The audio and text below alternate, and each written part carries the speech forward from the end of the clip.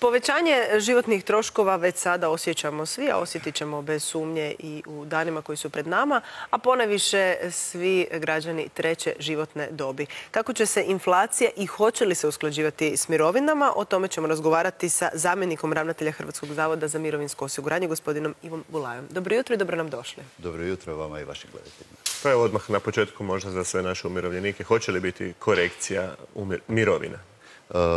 Propisano je zakonom da se mirovine 2 puta godišnje usklađuju, 1. siječnja i 1. srpnja. Evo sad vidite da je vrlo aktualna situacija oko usklađivanja mirovina.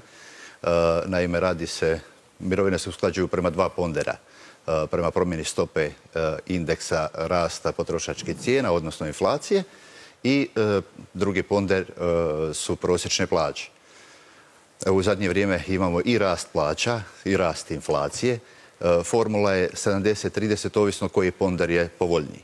Možda u ovom trenutku da nam se sada čini, evo, na početku lipnja da je taj ponder inflacije veći od rasta plaća. S druge strane vidimo da imamo i rekordan broj zaposlenih, odnosno broj osiguranika u Republici Hrvatskoj, a time i rast plaća. U svakom slučaju ovo usklađivanje mirovina od 1. srpnja, koje će se stvarno dogoditi u rujnu, jer u rujnu će se isplatiti prve usklađene mirovine sa razlikom za srpanj i kolovoz ove godine i postotak usklađivanja će sigurno biti značajan. Možda nekakvu sličnu situaciju smo imali zadnji put 2008. godine kad je bilo 4,05% usklađivanje. Dakle, u tim nekakvim od 4 do 5% očekujem usklađivanje i ove godine. Posljednje usklađivanje je bilo oko 2,24. Koliko trenutno u Hrvatskoj imamo umirovljenika? 1.232.000. I kako to hrvatska ekonomija podnosi? Rekli ste zaposlenih više no ikada. Više koliko zaposlenih? Pa u ovom trenutku sada imamo rekordan broj zaposlenih, odnosno rekordan broj osiguranika. To je 1.622.000 osiguranika.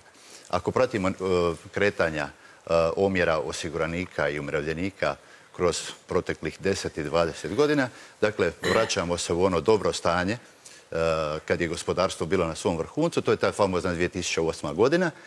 Prešli smo tu brojku i to još uvijek nismo u srcu turističke sezone, odnosno i građevinske sezone, kada će biti daleko veći broj zaposlenih nego što je to na početku lipnja. Dakle, rekordni mjeseci zaposlenosti su ipak srpanj i kolovoz.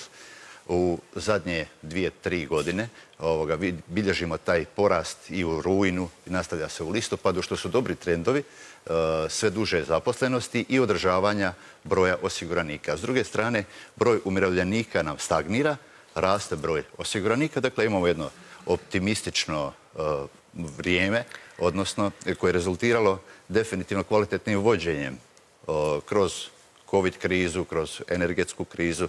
Dakle, tu su mjere vlade, možemo slobodno reći, apsolutno pogođene, da u ovom uistinu teškom trenutku sada, mislim na šire okruženje, rat na istoku i tako dalje, i energetsku krizu, dakle, sve mjere vlade koje su dovele do ovog rekordnog broja zaposlenih, stanja gospodarstva sa dobrom perspektivom, ulijeva nam nekakvu sigurnost i nadu, evo, i za naše umirovljenike, da unatoč inflaciji i formuli također koju je vlada prepoznala i promijenila je na 70-30, prije je bilo 50-50.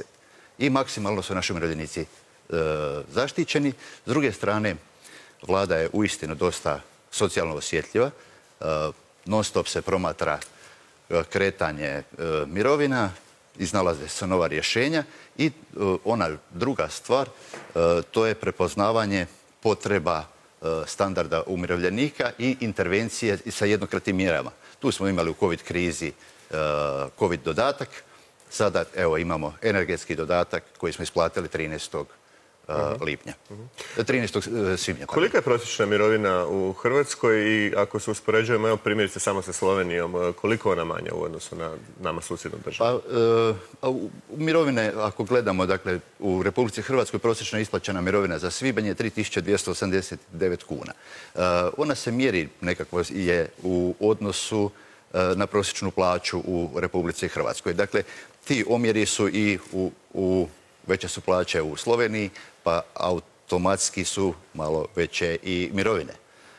Ali stanje mirovinskog sustava na području EU 27 se u pravilu ne razlikuje značajno od hrvatskog mirovinskog sustava.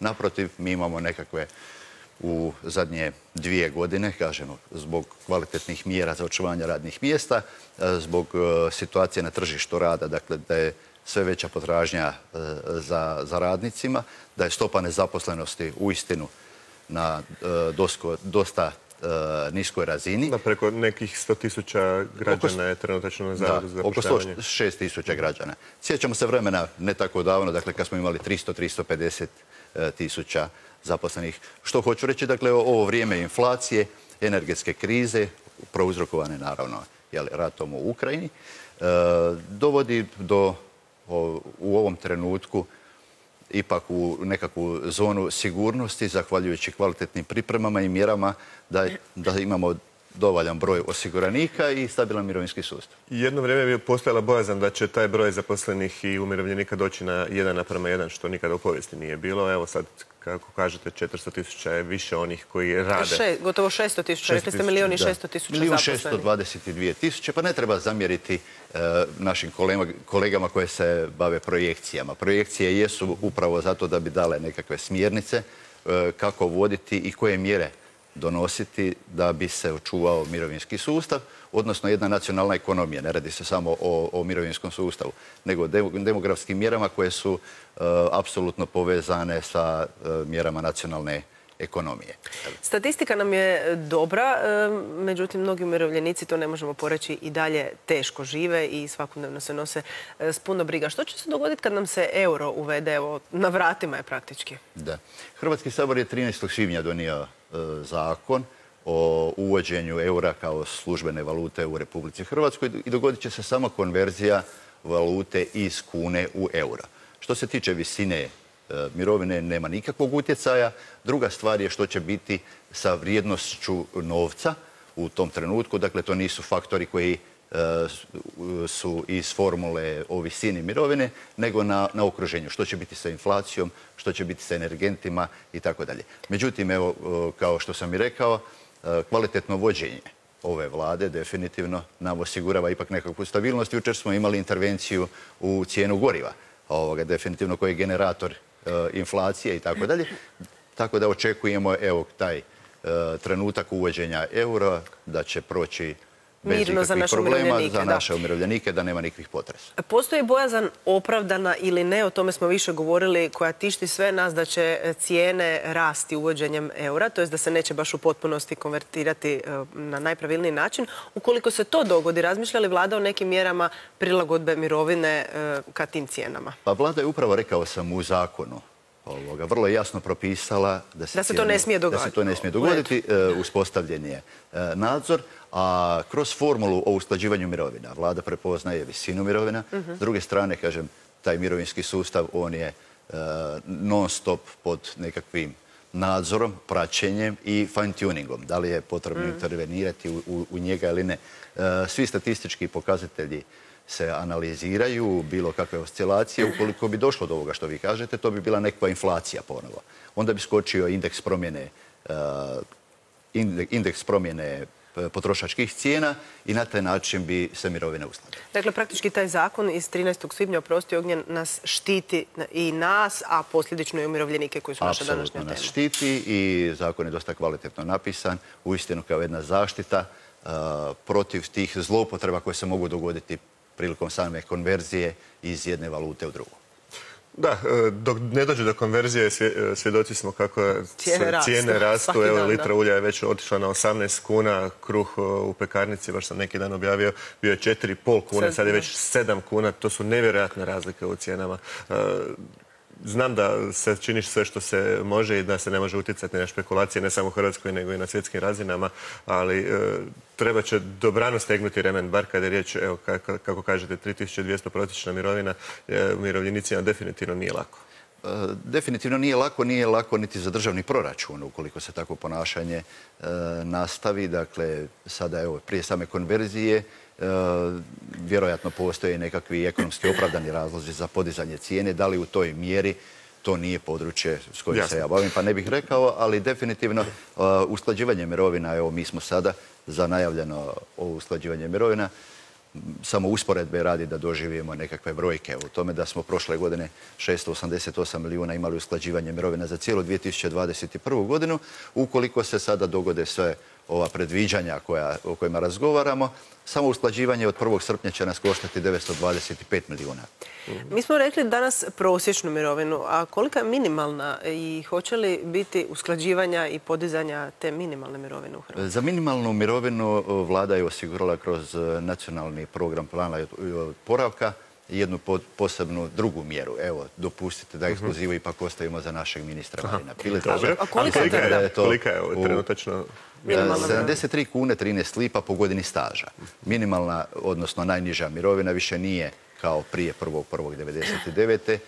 Jedan iznos koji je određen za sve, nego ovisno o godinama mirovinskog staža. Koji su uopće sad uvjeti za odlazak u mirovinu? Imamo starosnu, invalidsku mirovinu, razne su varijante. Evo, kad govorimo o dobi, koja je to sad dob? To se isto mijenja. Tako je, za starosnu, pa i mi sada imamo stabilan mirovinski sustav, odnosno nemamo velike intervencije što se tiče podizanja životne dobi.